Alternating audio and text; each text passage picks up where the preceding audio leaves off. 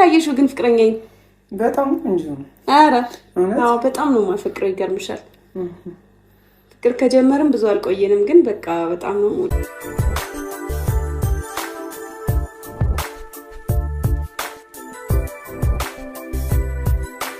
ዛሬ እንግዲህ በሁለት ጉዳይ ነው የመጣሁት ማለት ነው። አንደኛው በጣም ደስ በሚል ሁለተኛው ደግሞ ዘና በሚያደርግ ማለት ነው።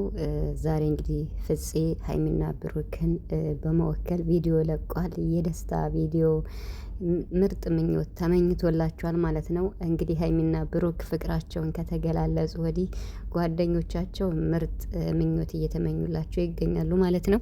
ሲቀጥል ዛሬ ቡራ ማለት ነው እና ጉር ተሰርቷል ከሚባለው በላይ እና ማን ያምናል አሁን ይሄ ቤኪ ነው ቢባል ማለት ነው እና ቤኪ እያልኩ ሚኪው ማለት ነው እና ሚኪ እንግዲህ በጣም የትወና ሰው ነው እና በጣም ነው ዘና ያደረገኝ ማለት ነው። በጣም ቃል ያጣሁለት ሰው ቢኖር ደግሞ የሀይሚና የብሩክ እጅግ በጣም የልብ ጓደኛ የምር መወለድ ቋንቋ ነው የሚለውን ራሱ ማለት ነው እና በቃ የማይቀየር ማለት ነው። በጣም የነሱን ደስታ የነሱን ፍቅር የነሱን አንድ መሆን የነሱን እድገት ከሚመኙት ጓደኞች ውስጥ ቁጥር አንድ ደግሞ ፍፄ ነው።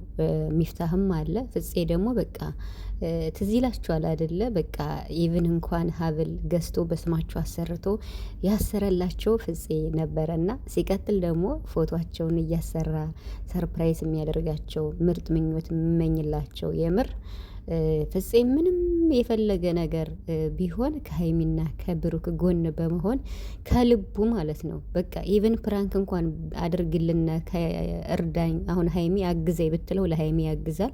ቡራም አግዘኝ ቢል ለቡራ ያግዛል። ያ ማለት ፕራንኩን በተመለከተ ብቻ ነው እንጂ በትክክለኛው ሁኔታ ግን ፍፄ የምር ማለት ነው ከልቡ በቃ የጨረቃዎች መከታ ነው እና ዛሬ ደግሞ ያሰራውን ፎቶ አይታችሁታል። ቪዲዮ ለቋል ማለት ነው እና እንግዲህ ፍቅራቸውን በመገላለጻቸው እጅግ በጣም ደስ ብሎት ምርጥ ምኞት ተመኝተዋል።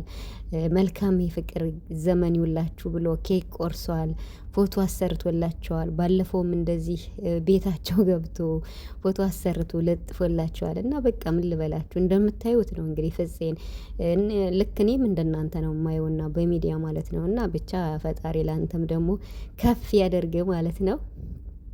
የጨረቃ ቤተሰቦች ደግሞ የብሩክና የሀይሚዬ ወዳጆች ፍፄን 100,000 ብታስገቡት ደስ ይለኛል። ምክንያቱም 100,000 ራሱ አልገባም እና ቢገባ ደስ ይለኛል። ምክንያቱም የጨረቃ ፋሚሊ ብዙ ነን ከሚባለው በላይ በቅንነት ካሰብንበት ማለት ነው እና እንግዲህ ብሩክ ዛሬ ተፈትኗልና ቡራ እንግዲህ አይታችኋል አይደለ? ሀይሚ ስትሆን ማለት ነው ሀይሚ ስትሆን ፍቅረኛው ስለሆነች በቃ እንዴት ነው ፕራንክ ሲያደርጋት እንኳን ነጣጥቀው ስትር ማለት ነው በግድ ነው የሚያቅፋት ማለት ነው ቡራ ማለት ነው።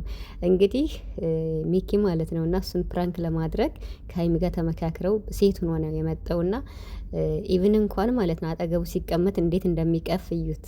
እንደሚቀፍ ስላችሁ በቃ ወደዛ ሁኝ ራስሽን ቻይ ምናምን በቃ አትጠጊኝ በማለት ማለት ነውና ሀይሚ እንግዲህ ይሄን ቪዲዮም የሰራችበት ምክንያት ይኖራታል እውነት ለመናገር ምክንያቱም የቡራ አፍቃሪዎች በጣም በቃ በጣም ብሶባቸዋል እየተባለ ነውና ስለዚህ ቡራ ከሀይሚ ውጭ ምንም ማንንም ማለት ነው ባጠገቡ እንደማያስደርስ አያችሁ። ከዛሬ ቪዲዮ ተማሩ። ሀይሚ በቀደም ላይቭ ላይ ተናግራለች።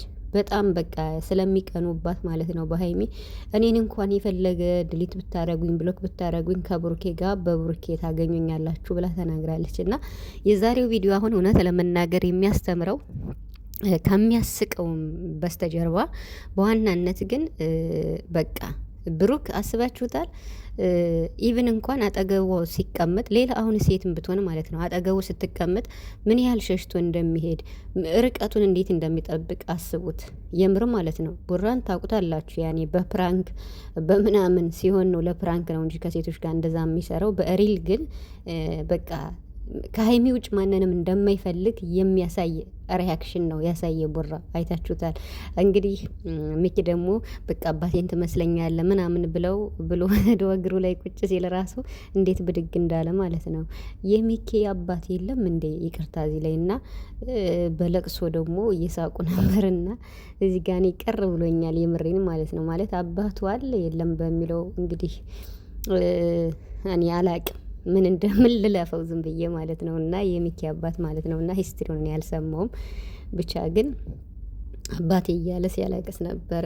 ለፕራንኩም ይሁን አላቅም ብቻ ግን እዚህ ቪዲዮ ላይ እኔ በዋናነት የተመለከትኩት ፍፄም መልካም የፍቅር ዘመን ገልጾላቸዋል። ኬክ ቆርሷል። በጣም የልብ ወዳጅ የምር ማለት ነው። እና ምርጥ ጓደኛ ማለት ነው ከሚባለው በላይ እናመሰግናለን። ፈጣሪ ለአንተ ደግሞ ያሰብከውን ያሳካልህ እያልኩኝ ሀይሚ ደግሞ ዛሬ የሰራችው ቪዲዮ ዘና ከማድረጉም በላይ በዋናነት በቃ ብሩክን የሚፈልጉ ብዙ ሰዎች እንዳሉና በውስጥም ማለት ነው ብዙ ቴክስት ለሀይሚ እንደሚጽፉላት አውቃለሁ። ቲክቶክ ላይም ብዙ ነገር እንደሚሉ ማለት ነው። ኢቭን በቴክስት በውስጥ ሁላ ለቡራም ለሷም እንደሚጻፍም እየተናገሩ ነው። እና ስለዚህ ራፉ በቃ የምር በጣም ይደብራል። እግዚአብሔርን እንዴ ብሩክ በቃ ከሀይሚ ውጭ ማንንም አልፈልግም ካለ ሌሎቹ የምትመጡት ምንድናችሁ ነው እንዴ? ሲጀመር እኮ ማለት ነው ብሩክ እንዲሁ ብሩክን ተውትና ወንድ ልጅ ሲወዳችሁ ነው አደለ አብራችሁ ልትኖሩ የምትችሉ። እነሱ ደግሞ በቃ ሀይሚ የብሩክ ናት፣ ብሩክ የሀይሚ ነው። ስለዚህ ሀይሚም ሌላ ሰው አትፈልግም፣ ብሩክም ሌላ ሰው አይፈልግም። ስለዚህ ለምንድን ነው ኢቨን አሁን እንኳን ፍቅሩን ገልጾ ተስፋ ማትቆርጡ ማለት ነው? ሀይሚን ደግሞ ተፋቷት እንዴ ምን ችግር አለው? እንደ ማንኛውም ሰው በቃ አንድ ሰው አፍቅራ ነው ቁጭ አለችው እና መብቷ ነው እንግዲህ ፍቅረኛዋን አፍቅራ ቁጭ ማለቷ። ታዲያ እናንተም እኮ አላቅም ማለት ምን እያሰባችሁ እንደሆነ ፈጣሪ ይወቀው። ሲጀመር በየትኛውም ሃይማኖት የሰውን መመኘት ኃጢአት ነው። በእስልምናም ቢሆን በክርስትናም ቢሆን ይመስለኛል። በቃ በክርስትና እርግጠኛ ነኝ የሰውን ነገር መመኘት ኃጢአት ነው። በሙስሊሞችም እንደዛ ነው የሚሆነው። የራስን የሆነ ነው እንጂ የሰውን ነገር መመኘት ምንድን ነው የሚገኘው? ኃጢአት እኮ ነው።